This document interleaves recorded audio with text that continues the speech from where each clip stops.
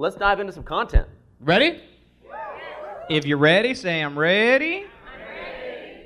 So first thing we're going to talk about here is being able to identify who you're speaking to. There's a golden rule that most of us have heard. It says, do unto others as You would want done. you would have them do unto you. It actually, there's a better one there. Do unto others as they would like to have done to them. Now, what's amazing is a lot of times we all come into this business for different reasons and we have different personalities and we all get involved here. What's amazing is being able to speak someone else's language and be responsible not just for what you're saying, but what's being heard. We found that there's 4 major personality types, and they're each a little separate and different. Now, all of us are a combination of all of them, but we typically have a really dominant one or two. We're going to talk about this first personality type, which we're going to call somebody who's a red. We've identified them with colors. Sometimes this person is also called a shark, but a red. This is somebody who is the fast-walking, fast-talking. This person is money-motivated. The big thing that defines these people, they are money-motivated. These are people who are typically, they like flashy stuff. They like their toys. They like the nice watch, the nice car. They want the house on the hill. They want the material stuff. They want to travel. These are people that, it's get to the point. What do you got? Almost always wear a watch. These people are phenomenal at typically closing. Yeah. Right? Naturally. They are very status driven. Yes. Sometimes it's not about having money, it's just the game of getting it. It's not like they want a lot of money, it's just the fact that I know that I can go produce it. Makes them excited. Recognition oriented. Here's something you want to know about reds. The easiest way to get to a red is to challenge them. If you see a red, all you got to do is challenge them. As an example, let's say you're sitting down and you know this person that you're meeting with is super red. You can say, well, I had 10 people at my WOW party. Do you think you could beat that? Some of the reds just got fired up and I wasn't even talking to you. They are the show me the money. Show me the money. Mm-hmm. And if you beat around the bush, you will instantly lose credibility with them. They will no longer listen to anything you say if you beat around the bush on that conversation. If you can't show them the money or introduce them to someone that can show them the money, done. Game over. They know how much your shoes are. They know the color of the car that they're going to go buy next. Some of you guys don't give a crap about the car that you're going to go buy.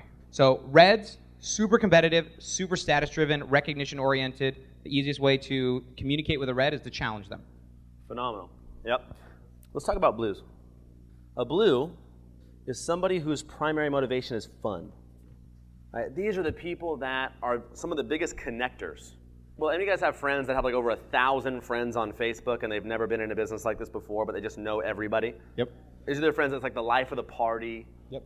Always just looking for a great time. If you ask them, you know, where do you want to be in 5 years? It just makes someone comfortable. But if you're like, hey, happy hours tonight, and they're like freaking out, yes, awesome. You know what I mean?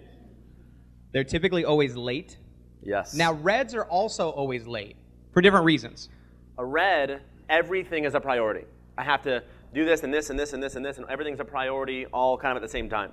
A blue, nothing's a priority. Right? These people are typically late, almost never wear a watch. They wear flashy clothing and Bright colors. Bright colors. Their cars are usually a disaster. Mm-hmm. Because cleaning it is not fun. Mm-hmm. If you are in communication with a blue and you are talking about money, unless you can show them what will be fun to do with the money, they're not interested. Mm-hmm. You met these people like, man, I just don't care about money. I don't care about money, right? You found people that are like that, right? Yeah. But all you have to do is talking about what money can buy. I mean, how awesome would it be if we could just travel and have paychecks coming in? We didn't have to worry about having a boss or all of our bills were paid while we were over in Fiji, hanging out on a beach. How crazy would it be if we just packed our bags and went to the airport and bought a flight and we looked up at the wall? He's done that. And all the blues are like, can we go now? These are people that will use the one time they were able to make it to the airport in 20 minutes as the bar for every time they need to go to the airport. Like, I got plenty of time, right? There's just no concern. It brings us to a yellow. A yellow is somebody whose primary motivation is helping people. These people right here typically put themselves last, everybody else first. These are the people that tend to be more religious. Tend to be. At least very family-oriented, for sure. Very family-oriented. Typically wear more earthy tones. Also, not at all about flash, almost never wear a watch. But if they do, it's modest and it's not a brand. And if it was, they wouldn't know what it is. These are the people for sure that if you're talking about money, money, money, money, you will offend them. Yes. And one of the surefire ways to make them not interested in anything that you're doing and not like you is to just talk about money.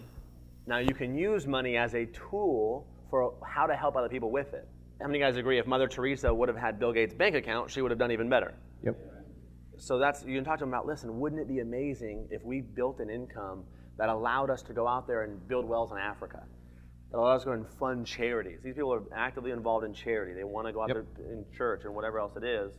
PTA, yeah, they're usually involved in the PTA, in different communities in their market. They're usually the person that people go to cry on their shoulder. A lot of times they're very nurturing, very almost mothering in a way. People feel safe around them. Yep, awesome. Next thing we have here is a green. Now, green is characterized by being very analytical. Very analytical. These are people that always wear a watch. Typically not flashy. Right? While a red always wears a watch too, they know what brand it is. They're wearing it not just because of the timekeeping aspect. They're wearing it because, hey, look at my watch. A red may or may not have their clock set to the right time because they're not wearing it for time. Right. Yes. Does that make sense? Yeah. Whereas a green, it will always be set to the right time. Absolutely. If you are late to a meeting with a green, you pretty much already can cancel everything that you wanted to do in that meeting. Because they're so offended already that you don't respect their time well enough to actually show up on time. And these people are so detail-oriented. These are the people who actually read the back of the agent agreement. Right? The blues just went, there's a back? Right. Interesting. These people who take the time, I got to know all the answers. I got to watch the manufacturing video. I got to see all this stuff. I don't know. They know the ingredients. They know every ingredient. The product. Versus the reds are just like, I know that it works. It's from the Dead Sea. That's what it is. So the blues, for sure. Very analytical, phenomenal with time, not flashy clothes, more practical clothes. Sharp, though. Very sharp. They usually take the longest to make a decision, but they rarely change it once they do. These are going to be some of the most solid people that will join your business, are greens.